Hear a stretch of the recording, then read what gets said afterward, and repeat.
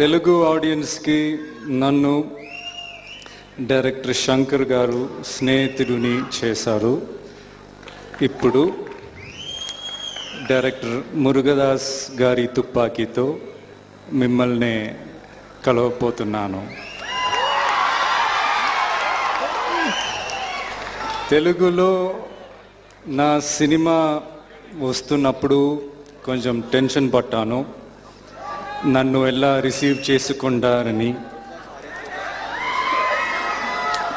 ఓ స్నేహితుడిని అడిగా, మన తెలుగు వాళ్ళు మంచి సినిమాలకు బ్రహ్మరథం పడతారు అన్నాడు.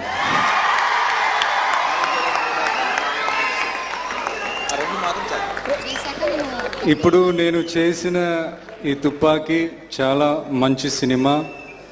ఈ సినిమా